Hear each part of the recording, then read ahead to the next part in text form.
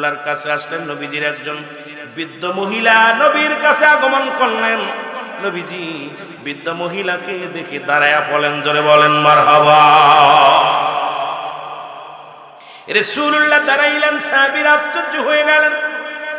নবীজি, ইয়া রাসূলুল্লাহ, ইয়া হাবিবাল্লাহ, আমার নবীর আদর্শ, নবীজিকে বেয়ানা উত্তম ব্যবহার, উত্তম আখলাক, উত্তম চরিত্র রাসূলুল্লাহর ভিতরে ছিল, যা অন্য কারোর ভিতরে নাই। নবীজি বসলেন, নবীজির কাছে এসে মেয়েটা বসলেন, একটা বৃদ্ধ মহিলা রাসূলুল্লাহর কাছে এসে বসলেন। নবীজি তার নিজের রুমালখানা বিছায়া দিলেন। একটু ওয়াজ শুনবেন, ভালো করে জানবেন, দুঃখী মায়ের বাবা, মা বাবা যারা আছে, যারা আমরাও তো মা বাবা হব।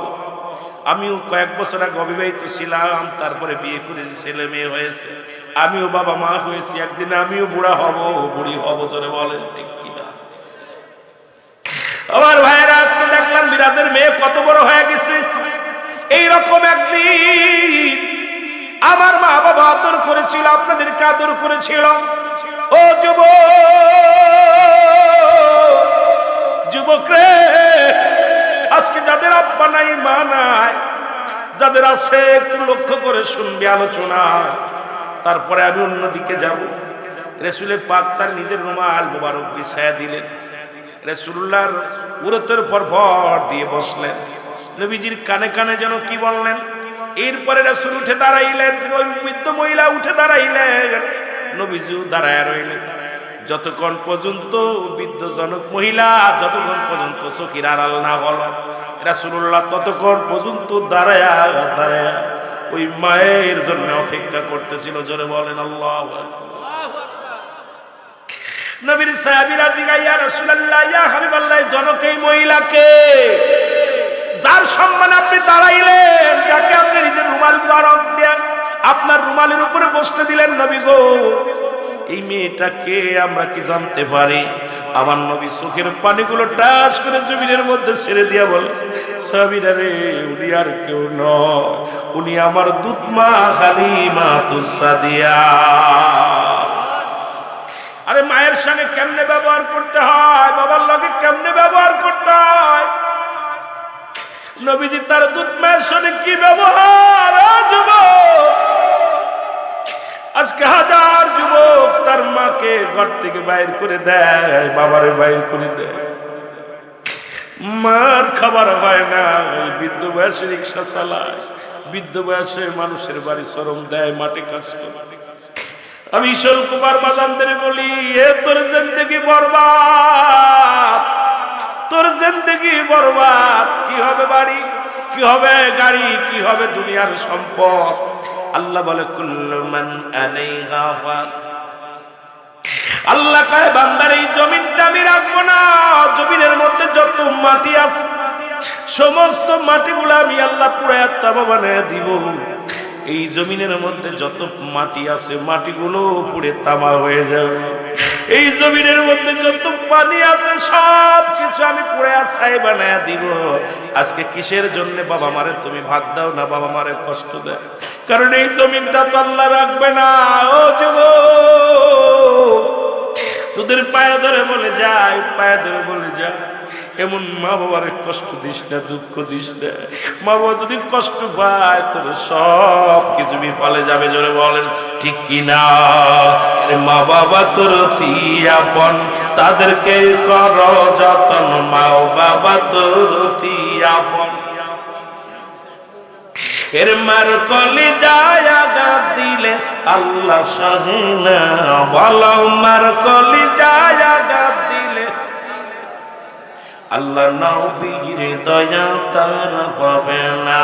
বাইরে আল্লাহ নবীর দয়া। মা বাবার কথা মতো যেজন চলে না, মা বাবার কথা মতো যেজন চলে না, আল্লাহ নবীর দয়া তারা পাবে না। বাইরে আল্লাহ নবীর দয়া। এই বক্তা মারা গেছে কিন্তু সঙ্গীতটা পৃথিবীর বুকে রেখে গেছে। তোফাজ্জল জ্বলেছেন যুক্তিবাদী, ঠিকই না? মা বাবার ওয়াজ করতে গেলে আমার হঠাৎ করে গজলটা মনে পড়লো। লোকটা মারা গেছে কিন্তু মায়ের সনে মনে অসংখ্য গাঁজাখোর বরকতকর সন্তান মার পাগল হয়েছে, আর এখনকার বক্তাদের ওয়াজ শোনা পর অনেক সন্তানাস হয়েছে। জোরে বলেন ঠিক কিনা? কারণ এখন তো ওয়াজ নাই, ওয়াজের ময়দান আছে, খালি নূর মাটি, মিলাদ কিয়াম, মারামারি বাড়াবাড়ি, এ ওরে ধরলো এ ওরে ধরলো, এটার নাম বক্তা, এটার নাম ওয়াজ না। আমি মানতে পারি না, আপনারা কি মানেন আর না মানেন জানি না। আগের যুগের মানুষগুলোর ভিতরে যদিও এলেম কম ছিল, এরকম জানতো না, তবে ফিতনাবাদ ছিল না। জোরে বলেন ঠিক কিনা?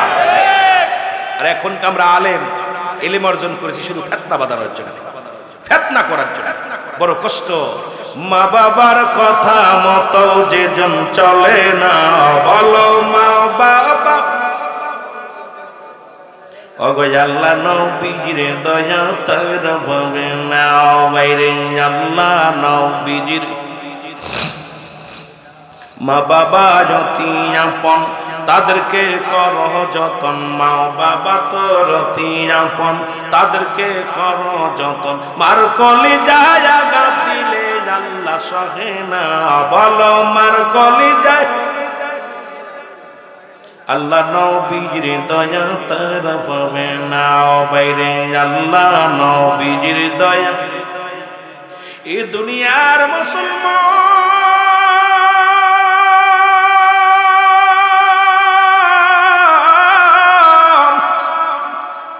তুমি নামাজে দাঁড়াইছ একমাত্র ফরজ নামাজ ব্যতীত, যদি ডাক দেয় মাওলানা দেলোয়ার নামাজ ছেড়ে দাও, নফল ছেড়ে দাও, সুন্নাত ছেড়ে দাও, একমাত্র ফরজ পড়তে দাঁড়িয়েছ, ফরজটা শেষ করিয়াই সালাম ফিরিয়া চলে যাও, মা ডাকে মায়ের কদমের মধ্যে পড়ে যাও, মাকে বলো মা আপনি ডাকেছিলেন, বাবা গো আপনি ডেকেছিলেন। আর আমাদের সন্তানেদের হাজারবার ডাক দিলেও কানে যায় না। জান্নাত তো তোর মার কাছে, বাবার কাছে, কেন তোরা বুঝিস না? জোরে বলেন ঠিক কিনা? আর একটু জোরে জোরে চিল্লায় বলেন ঠিক কিনা? আর একটু মহব্বতে চিল্লায় বলেন আল্লাহু আকবার। এ ভাইয়েরা আমার, বন্ধুরা আমার, গভীর মনোযোগ। যে কথাগুলো বলতেছিলাম, পিতামাতা জীবিত থাকতে 7টা হক গো। জোরে বলেন কয়টা? লিখে নেন। নাম্বার 1 নাম্বার হলো পিতামাতার প্রতি শ্রদ্ধাশীল হওয়া লাগবে। এত শ্রদ্ধাশীল হওয়া লাগবে কোন রকম যেন আপনার দ্বারাই কিঞ্চিত পরিমাণ কষ্ট না পায়, আপনার দ্বারাই যেন কোন রকম কষ্ট না পায়। আপনার ব্যবহারে, আপনার চলাচলতি, আপনার উঠা বসায়, আপনার আচার আচরণে এতভাবে সম্মান করবেন মুসলমান, আপনি আপনার মাথায় রাখবেন আপনার পিতামাতারে পায়ে নয় বুকে নয়। কারণ পিতামাতারে এমন একটা জায়গা করে দিবেন গো, কোনোদিন যেন মা বাবা আপনার দ্বারা একটু শব্দ না শোনে করে বাবা বাবা ডাকার আগে বাবার মায়ের ডাকে উত্তর নাও। এত শ্রদ্ধাশীল হও। পৃথিবীর মধ্যে যেমন তোমার বসকে সম্মান করো, আমার বাবার একটা চাকরি করো, তোমার বসকে, অফিসের বসকে যেমন সম্মান করো, অফিসের বসের আইন তুমি যেমন ফলো করো গো, তোমার মা বাবা তার চাইতে কি ছোট? কতক্ষণ আল্লাহ রাব্বুল আলামিন এই মা বাবার হকের কথা বলতে যায় 1 নম্বরে বলছে যাদের আব্বা মা জীবিত আছে তাদের প্রতি এত শ্রদ্ধাশীল হওয়া লাগবে, এত আন্তরিকতা হওয়া লাগবে, পৃথিবীর অন্য কারোর জন্য নয়। কারণ মা বাবার সামনে কখনো মাথা উঁচু করে মার চোখে চোখ লাগায় কথা বলা যাবে না, বাবার চোখে চোখ রেখে কথা বলা যাবে না। ডাক দিছে রুহুল আমিন, তুমি তাকাও পায়ের দিকে, মূর্খের দিকে নয়। বাবার ডাক দিছে কোথায়? রুহুল আমিন তুমি পায়ের দিকে তাকাও। ও মুসলমান শুনে নাও গো, ও যুবক,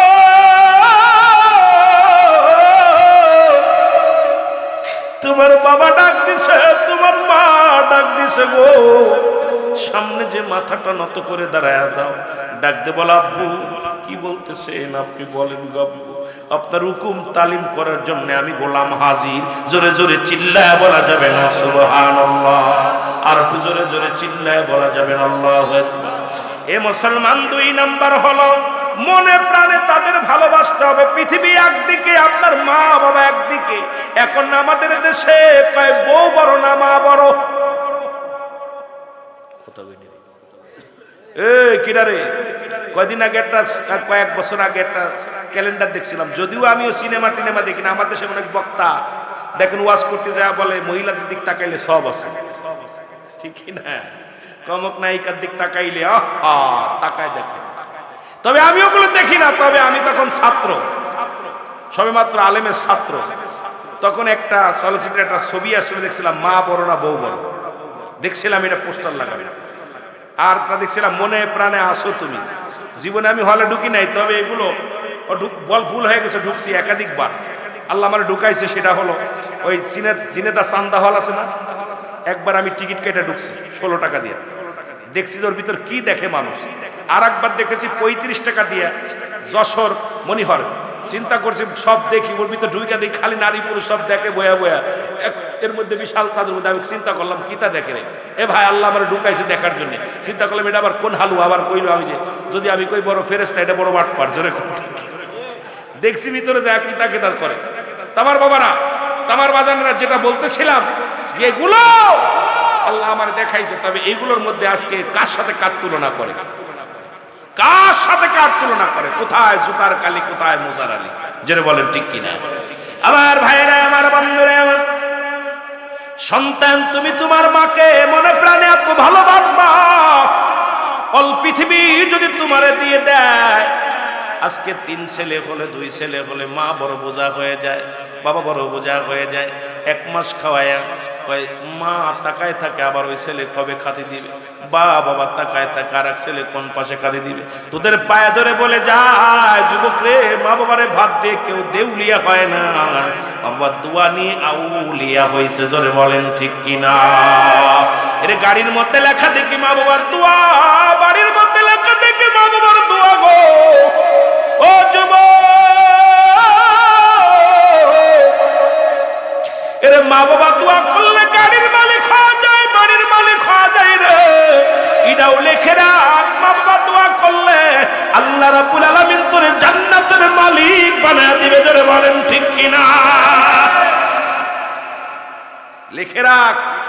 এ মিরাজ আর হলো ছোট ছেলের নাম কি যেন, রকিব।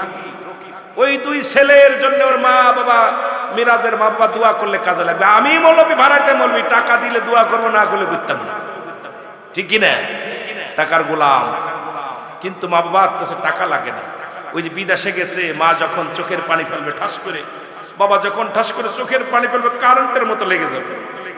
দোয়া চাইতে হচ্ছে না, আমার কাছে বলছে হুজুর দোয়া করেন, আর মা বাবার কাছে দোয়া চাইতে হচ্ছে না। মা বাবা এমনি কাঁদতেছে, আল্লাহ আমার ছেলে বিদেশে, আল্লাহ তুমি সহি সালামতে রাখো, জোরে বলেন ঠিক কিনা? আমার ভাইয়েরা, আমার বন্ধুরা, আমার গভীর মনোযোগ, বলতেছিলাম তাদেরকে এত মনে প্রাণে ভালোবাসতে হবে গো। আমরা এখন লিপসন ভালোবাসা, মানুষের দেখায়, মানুষের সামনে গেলে কই মারে সারা বাসি না, বাবারে সারা বাসি না, লোকজনের দেখায় আরে আমার আব্বা কলিজা, মা কলিজা। বাড়ি আসলে মার শোয়ার জায়গা থাকে না, মা বাবার শোয়ার জায়গা থাকে না, খাবার জোটে না, মায়ের প্রতি যত্ন নাই। আল্লাহর কসম করে বলি, আমার রব্বে কারীম বড় অসন্তুষ্ট হয়ে যায়। মুসলমান 2 নাম্বার হলো তাদের মনে প্রাণে ভালোবাসতে হবে, জোরে বলেন মারহাবা। রাজি আছেন? কথা বলেন। এই রাজি নেই কিনা হাত তোলেন দি। আমার ভাইরা, আমার বন্ধুরা, আমার 3 নাম্বার হলো সর্বদাই তাদের কথা মেনে চলতে হবে। ওই মিরাজের মতো বাবা সন্তুষ্ট নাই, তবু বউরা টানতে হবে। রাগ করেন না, করে দিয়ে বুঝাচ্ছি। আরে লাভ ম্যারেজ করিয়া হাজার ছেলেরা মা বাবারে কষ্ট দিয়া মেয়ে নিয়ে আসে, শুনে না বউ ছেড়ে দে, বর দরকার নাই। ওরাম বউ মরে গেলে বউ পাওয়া যাবে, বউ চলে গেলে বউ পাওয়া যাবে। জনম দুঃখিনী মা বাবা হলো একটা বট গাছ, এটা যদি একবার কেটে ফেলিস জীবনেও এত বড় নিয়ামত পাওয়া যাবে না, যারা বলেন ঠিক কিনা? বউয়ের জায়গা বউ, মা বাবার জায়গা মা বাবা। এ মুসলমান শুনে নাও, শুনে নাও, ভালো করে জেনে নাও। এ মুসলমান শোনো, তাদের কথা মেনে চলতে হবে। মা যদি বলে কাজ করা যাবে না, আবার দিগনা যাবে না, কেন যাবে না? বাবা বললে কাজ করিস না, কেন যাবে না? এটা বলা যাবে না। মা বাবার কথা মেনে চলতে হবে যদি জান্নাত পেতে হয়। মা বাবার হক যদি আদায় করতে হয়, যেমন আল্লাহর হক আছে, মুসলমান শোনো, পিতা মাতার হক আছে, প্রতিবেশীর হক আছে। ওই পিতা মাতার হক যদি তুমি আদায় না করে যাও, আল্লাহর দরবারে ধরা পড়ে যেতে হবে। যে সন্তান তার মা বাবার কথা মানে না, আল্লাহ রাব্বুল আমিন তাদের উপরে লানত করে, ফেরেশতারা লানত করে, অভিশপ্ত সন্তান হয়ে যায়। বলেন ঠিক কিনা? মা বাবার কথা কি করতে হবে? মেনে চলতে হবে। জোরে বলেন ঠিক কি না? কষ্ট পাচ্ছেন? মা বাবার কথা মেনে চলবেন তো সবাই? কথা বলেন চলবেন? মা কইছে বাবা এই কাজটা করিস না, ওইটাই বেশি করবে। বাপ কইছে এটা করিস না, ওইটাই বেশি করবে। কেন? মা বাবারে কষ্ট দিবেন। আমার ভাইয়েরা, আমার বন্ধুরা, আমার বলতেছিলাম মা বাবার কথা সর্বদাই তাদের কথা মেনে চলতে হবে। এ মুসলমান শোনো, গভীর মনোযোগ। 4 নাম্বার হলো তাদের খেদমত করা লাগবে। কি করা লাগবে? খেদমত করা লাগবে। এইটা আবার আমার বাজানেরা, আমার দেশের যুবকেরা এখানে অবহেলা। কারণ মা পায়খানা করছে, ধোয়া দাও। বাবা খাইতে পারে না, তাহলে খাওয়ায় দাও। মা বাবার উজু করায় দাও, গোসল করায় দাও, নখগুলো কেটে দাও, মাথার চুলগুলো কেটে দাও। মা বাবার গায়ে ময়লা পড়েছে, তুমি সাবান দিয়ে আস্তে আস্তে ধোয়া দাও। মা বাবারে তুমি এমন মা বাবার কাপড়গুলো ধুয়ে দাও। তোমার বিবির দরকার নাই, বিবিরে বলো না, নিজে তোমার বাবার পাঞ্জাবিটা ধুয়ে দাও। মা বাবার তোমার বিছনাটা ধুয়ে দাও। এরে মা বাবার খেদমত করো গো যুবক সদগ। ওয়াসাল কুরুনি মায়ের খেদমত করে নবীর জন্য পাইল রে। ও যুবক, কসাই তার মায়ের খেদমত করে মুসা নবীর সঙ্গে জান্নাত পাইল। যুবক রে শুনে না, বায়েজিদ বুস্তামি তার মায়ের খেদমত করে দুনিয়ার মধ্যে আল্লাহর ওলি হলো। আজকে আমরা মা বাবার অবাধ্য হইয়া জানোয়ার হয়ে গেছি। জোরে বলেন ঠিক কিনা? আর একটু জোরে জোরে চিল্লা বলা যাবে না, ঠিক কিনা? ও যুবক, আওয়াজ কম করতেছি, আপনাদের ওয়াজ ভালো লাগছে না, ছেড়ে দিবনি। আওয়াজটা একেবারেই নাই, কষ্ট হয়নি? কষ্ট হচ্ছে? কষ্ট হচ্ছে আমার, আপনাদের না। আওয়াজ দিয়ে বলেন আল্লাহু আকবার। মুসলমান তাদের খেদমত করতে হবে। কি লাগবে? কি লাগবে? প্রয়োজনীয়তা। মুসলমান খেদমত কি লাগবে আপনি জানেন? এখন শীতের রাত, আপনি দিনের বেলা খেতাটা গরম করে রাখবেন, কাপড়টা গরম করে রাখবেন, মার বিছনাটা বানায়া দিবেন, বাবার বিছনাটা বানায়া দিবেন। এখন আব্বা পান খায়, মা পান খায়, পানগুলো ধুয়ে সুন্দর করে আপনি বানায়া রাখলেন। মুসলমান শুনে নেন, আব্বার কি লাগবে? মুসলমান বাবার কি লাগবে? বাবা তো রাত্রেবেলা বাইরে যেতে পারে, আপনি টিবলের পাড়ে পানিটা ভরে রাখেন, একটু পানি গরম করে অবস্থা করে রাখেন। কারণ মা বাবার খেদমত যা লাগবে এক কথায় প্রয়োজনীয়তা যেটা, এটা যদি পুরা না করেন আল্লাহ কষ্ট পাবে। ও মুসলমান শুনে নাও, এই মা বাবার খেদমত করতে চাই কি চাই না? এর ছোট্টবেলা যখন তুমি মায়ের গর্ভে থেকে দুনিয়ায় আসলে না, তোমার মা তোমার কত খেদমত করেছে। ওই মার কোল করে প্রসব করে দিছ, পায়খানা করে দিছ। ওই বাবা চুমা দিতে গেছে, বাবার কোলটা তুমি প্রসব করে ভিজা দিছ। সারা রাত ধরে মা ভিজা খাতার মধ্যে ঘুমাইয়া তোমার শুকনো জায়গা রেখেছে। মা জননী রে, আরে কতই না তোমার ছোট্টবেলা কত কষ্ট করে লালন পালন করলো। এখন একটু বড় হইয়া যাইয়া বিবি পায়া সব ভুইলা গেছো। এ যুবক, তোমাদের আমার নবী বলছে, তোমাদের মা বাবা যখন বুড়া হয়ে যায়, তোমরা মনে করবে তোমাদের আর একটা সন্তান। ওই সন্তান যেমন বিরক্ত করলে সহ্য হয়। ওরে ভাই, আমার ছেলে যদি কাব্য ইডা কি বললাম, এটা কাগজ, ইডা কি কাগজ, ইটা কি কাগজ, 1000 বার বললো বিরক্ত হই না, আনন্দ পায়। কথা কই না? আনন্দ পান না? ছেলে বলল আব্বা ইডা কি? কই টিস্যু। এডা কি টিস্যু, এডা কি টিস্যু। যতবার বলি আরো আনন্দ পায় ছেলের কথা। জোরে বলে ঠিক কিনা?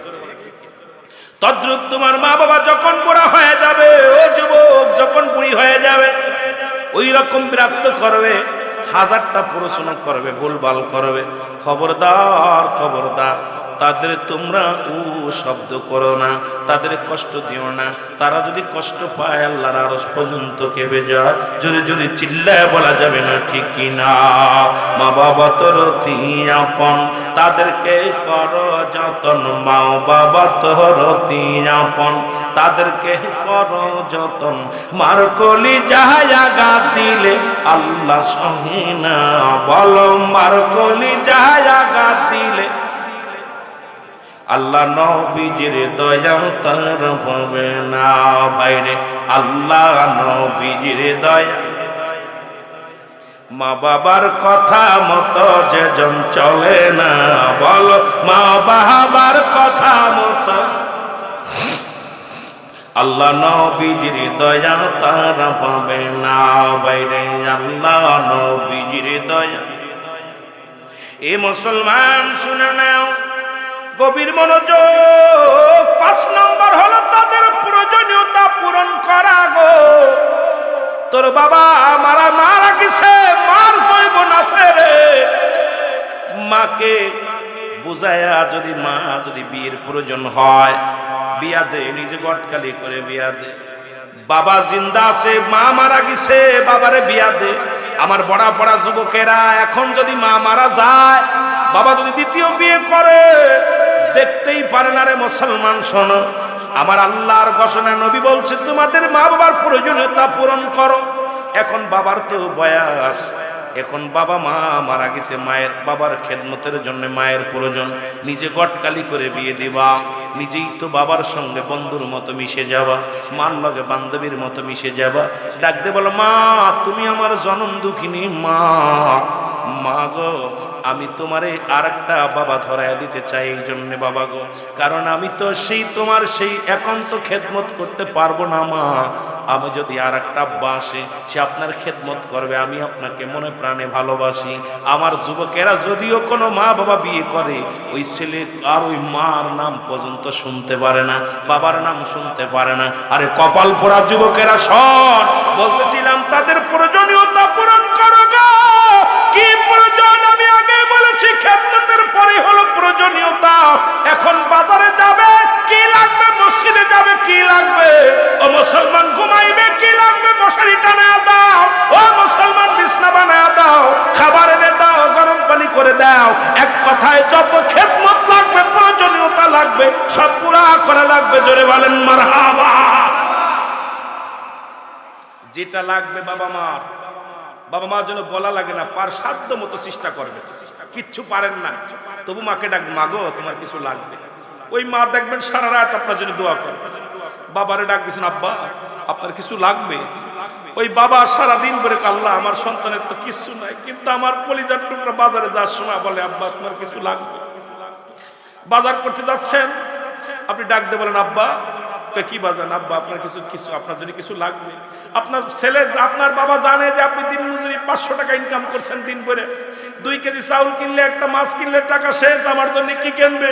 তবে ওই বাবা দেখবেন মসজিদে যেয়ে বলবে, ইমাম সাহেব আমি আমার এত সুন্দর একটা রত্ন জন্ম দিছি, আমার কলিজার টুকরা বাজারে যাওয়ার সময় আমার অনুমতি ছাড়া কিছু আনে না। আমার জিগায় আব্বা কি কি সদাই করবো, মাকে জিগায় কি কি সদাই করবো। এ যুবক, তোদের পায়ে ধরে বলে যায়, বাবা মা খাইতে চায় না, বাবা মা টাকা পয়সা চায় না, বাবা মা চায় ভালোবাসা। এই ভালোবাসা দিতে পারলে আল্লাহর জান্নাত পাওয়া যাবে। জোরে বলেন মারহাবা। আর একটু জোরে বলেন মারহাবা। জিগাইছেন কোনদিন? বাজারে যাওয়ার সময় মেয়েরে কন কি লাগবে, বউরে কয় তোমার কিছু লাগবে নি, বউরে ভালোবাসা